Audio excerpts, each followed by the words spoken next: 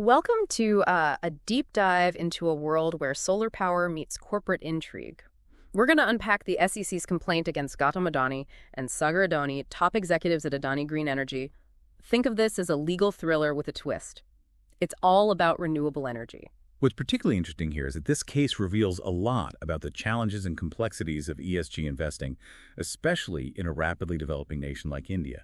Right, so for this deep dive, you provided us with a copy of the SEC complaint, which lays out some serious accusations of wrongdoing. It's a fascinating read. It really is. The SEC is alleging that Gautam and Sagar Adani engage in a massive bribery scheme to secure contracts for solar power projects in India, all while touting their company's ESG credentials to investors. Okay, let's back up a bit. Could you paint a picture of Adani Green Energy and its role in India's renewable energy landscape? Adani Green Energy was a key player in India's push to become a global leader in solar power. They were aggressively pursuing projects, promising to build massive solar farms and manufacturing plants, all while claiming to adhere to the highest ethical standards. They were marketing themselves as the epitome of ESG investing. And that's important because ESG investing has become incredibly popular in recent years, right? Investors want to put their money into companies that are doing good for the planet and society. Exactly. And Adani Green Energy was capitalizing on that trend, attracting investors who were specifically looking for companies that aligned with their values. So what were these massive projects that Adani Green was pursuing? They were called the manufacturing-linked projects, and they were incredibly ambitious in scope. Adani Green had won a bid to build solar component manufacturing plants and generate a staggering 8 gigawatts of solar power for the Indian government. 8 gigawatts? That's enough to power millions of homes. Absolutely. These projects were poised to make Adani Green Energy a global giant in the renewable energy sector, but they weren't without their challenges. I'm sensing a but coming. Well, these projects relied heavily on power purchase agreements with various Indian state governments. Essentially, these agreements guaranteed that the states would buy the electricity generated by Adani Green solar farms at a set price, and those prices became a point of contention. What do you mean? Were the prices too high? Yes, some state governments started pushing back, claiming that the price of the electricity was too expensive. This put Adani Green in a difficult position because these power purchase agreements were crucial for the financial viability of their projects. So they needed those contracts to secure funding and keep those massive projects moving forward. Precisely. And that's where the allegations of bribery come into play. Okay, so let's unpack that. What exactly is the SEC alleging happened? The SEC claims that instead of renegotiating the power purchase agreements in good faith, Gautam and Sagar Adani resorted to bribery. They allegedly paid out millions of dollars to government officials in several states to secure those contracts. So they were essentially trying to buy their way into those agreements rather than engaging in fair negotiations. That seems like a pretty risky move, especially considering they were touting their commitment to ethical business practices. It certainly seems contradictory. Yeah. And the SEC complaint goes into specific detail about these alleged bribes. For instance, they claim that Adani Green paid hundreds of thousands of dollars to officials in Odisha state to secure a 500-megawatt power purchase agreement. Hundreds of thousands of dollars for a single agreement. And was that the only instance? No, the complaint alleges that similar practices were used in other states as well. For example, they allege that an estimated $200 million was paid to officials in Andhra Pradesh for a much larger 7,000-megawatt deal. Wow, that's a staggering amount of money. And they were allegedly doing all this while promoting themselves as an ESG champion. It seems like a classic case of greenwashing, trying to appear eco-conscious while engaging in unethical practices behind the scenes. The SEC certainly seems to think so. And the complaint gets even more interesting when you consider that while all this was allegedly happening, Adani Green was simultaneously issuing $750 million in green bonds to investors. Hold on, green bonds. Could you explain what those are and why they are relevant to this case? Absolutely. Green bonds are a type of debt security that are specifically designed to raise capital for projects that have positive environmental benefits, like renewable energy projects. They have become very popular with investors who are looking for ways to align their investments with their values. So Adani Green was essentially saying, hey, we're building all these amazing solar projects, invest in our green bonds, and help us make a difference. Exactly. And the problem, according to the SEC, is that Adani Green wasn't being entirely truthful with investors. They were downplaying the risks associated with their projects and making misleading claims about how they secured those crucial power purchase agreements. So while they were marketing themselves as an ESG-focused company, they were allegedly engaging in bribery to win those very contracts. That's the crux of the SEC's complaint. They allege that Adani Green was misleading investors about the true nature of their business practices. And this is where things start to get really interesting for our listeners in the US, right? Because some of those investors who bought those green bonds were based here. You're absolutely right. The SEC estimates that over $175 million of those green bonds were sold to U.S.-based investors. So this case has implications that reach far beyond India's borders. This is already a fascinating story of ambition, alleged corruption, and the complexities of ESG investing. But there's another layer to this, isn't there? Something about another company called Azure. Yes, there is. And that's where we'll pick up in part 2 of our deep dive. Okay, so we've set the stage with Adani Green Energy, their ambitious solar projects in India, and these allegations of bribery to secure those crucial power purchase agreements. Now, you mentioned another company, Azure, is involved. Who are they and how do they fit into this story? Azure is a Canadian-backed company that partnered with Adani Green on those massive manufacturing-linked projects we discussed earlier. They were initially a key player, but things took an interesting turn after Adani Green issued those green bonds. Interesting how those green bonds keep popping up as a pivotal point in this story. What happened with Azure? Did they get caught up in the alleged bribery scheme too? Well, that's what the SEC is suggesting, according to the complaint. Shortly after Adani Green raised that $750 million from investors, Gautam Adani allegedly approached Azure to collect their share of the bribe money. Wait, so Adani was allegedly asking Azure to chip in for the bribes he'd already paid to secure those contracts. That's what the SEC is alleging, and it gets even more complicated. Instead of directly handing over cash, Azure allegedly repaid their share by ceding their rights to a very lucrative portion of the project in Andhra Pradesh. So they essentially handed over a valuable piece of the project to Adani Green as a way to cover their alleged part in the bribery scheme. That's the SEC's interpretation of the events, and it creates a really fascinating contrast. Azure publicly stated they were withdrawing from the project for economic reasons.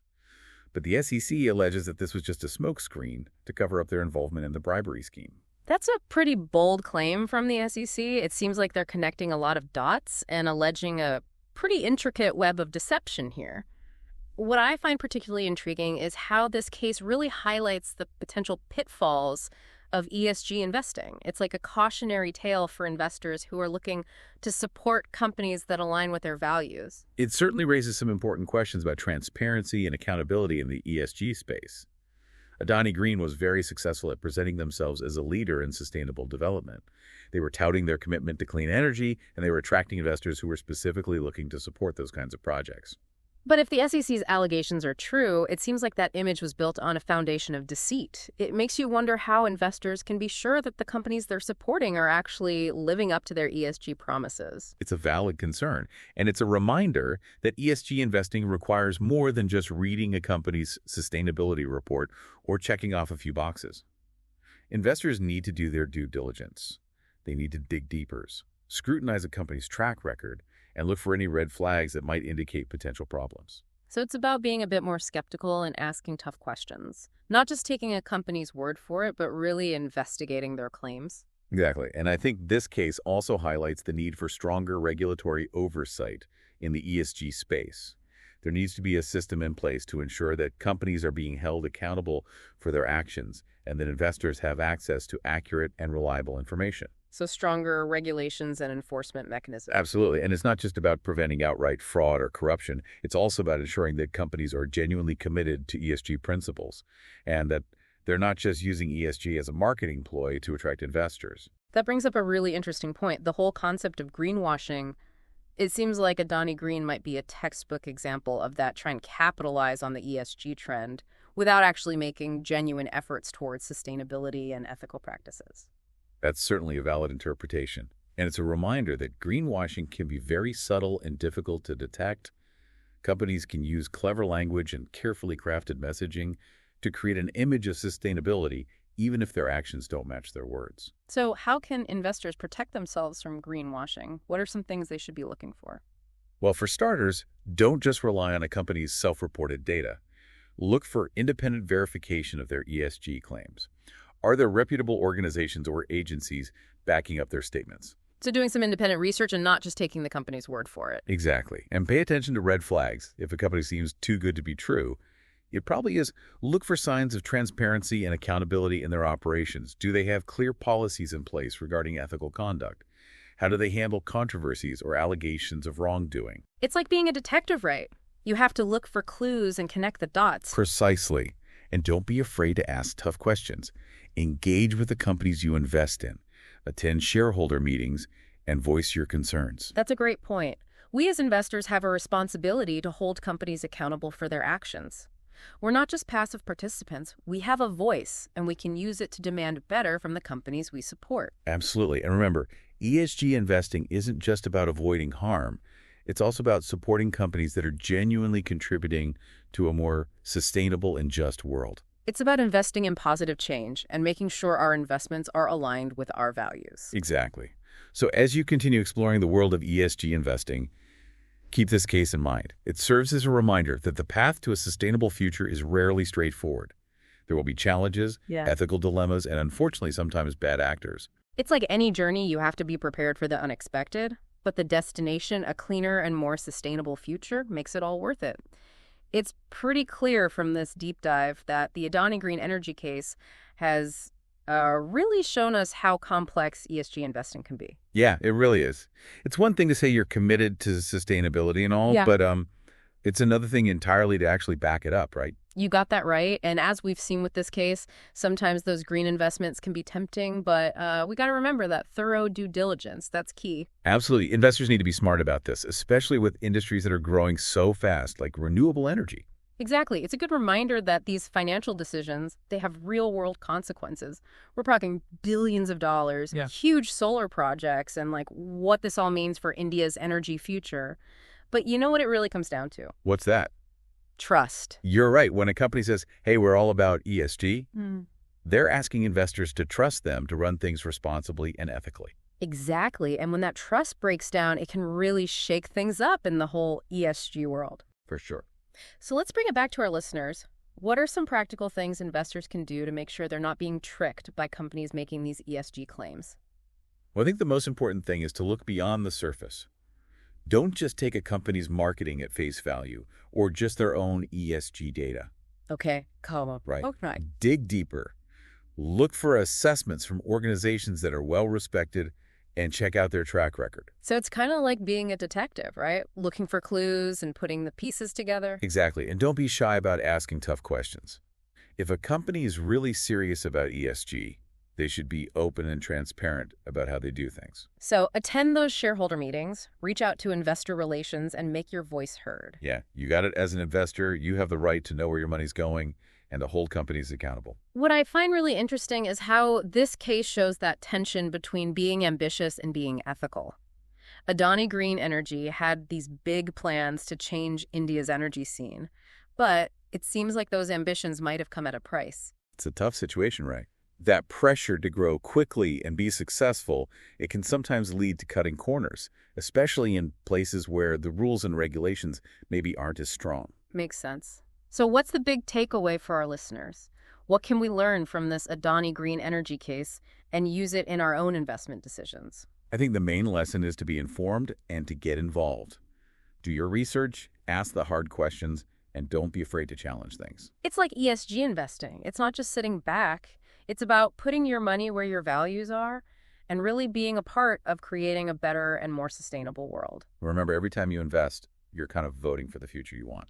Well, that brings us to the end of our deep dive into the Adani Green Energy case. It's been a fascinating look at this, and we hope you found it informative and got you thinking. If this case has got you curious about ESG investing, we encourage you to keep learning about it.